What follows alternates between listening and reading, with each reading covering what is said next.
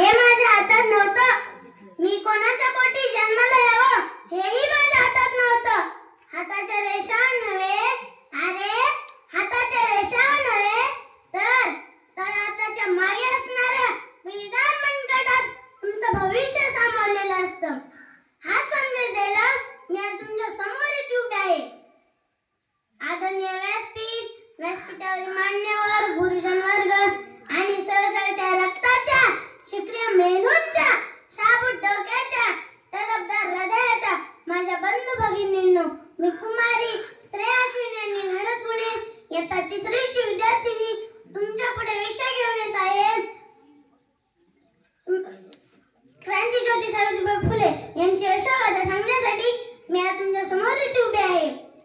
शब्दांनाही कोडा पडावा, शब्दांनाही कोडा पडावा अशी काही माणसं असतात आणि आपलं भाग्य असतं आणि आपलं भाग्य असतं. किती माणसं आपली असतात, किती माणसं आपली असतात, किती माणसं आपली असतात, किती माणसं आपली असतात.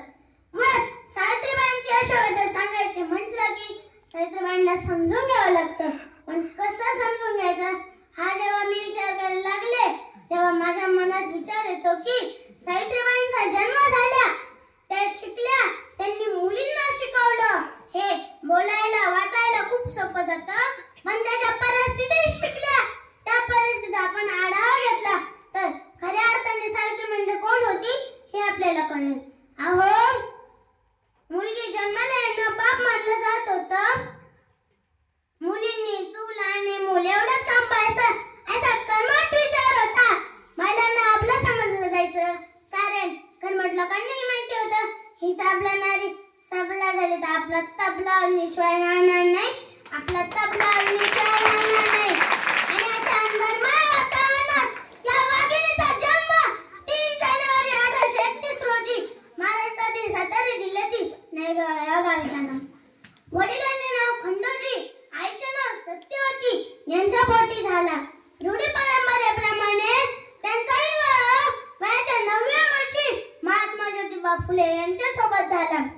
लग्न झाल्यानंतर त्या बाजूला रेल्वे खात बसल्या होत्या. त्यावेळी ख्रिश्चन गृहस्थतेतून जात होता. त्यांनी सावित्रीबाईंना ख्रिश्चन चरित्र नावाचे एक पुस्तक दिले. सावित्रीबाईंनी ते घेतले. वाचता येत नव्हते. त्यांनी ठरवलं की या पुस्तकात नेमकं काय लिहिलंय हे मला समजलं पाहिजे. इथूनच त्यांच्या मनात शिकण्याची जिज्ञासा पेटली. त्यांनी आपला विचार ज्योतिबा फुले यांच्या समोर मांडला. ज्योतिबाईंनी सावित्रीबाईंना यायला वाचायला शिकवलं.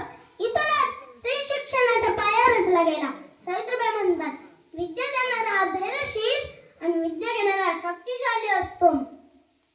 अहो, धर्मासाठी माणूस का, माणसासाठी धर्म का, हे कार्य करत असताना त्यांच्या अंगावर शेण फेकण्यात आलं. हे त्यांनी सहन केलं.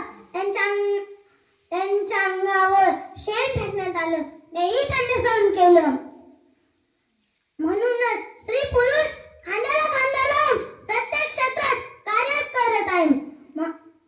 मी आजच्या समाजाला सांगू इच्छिते की मुलगी झाली म्हणून दुःखी होऊ नका.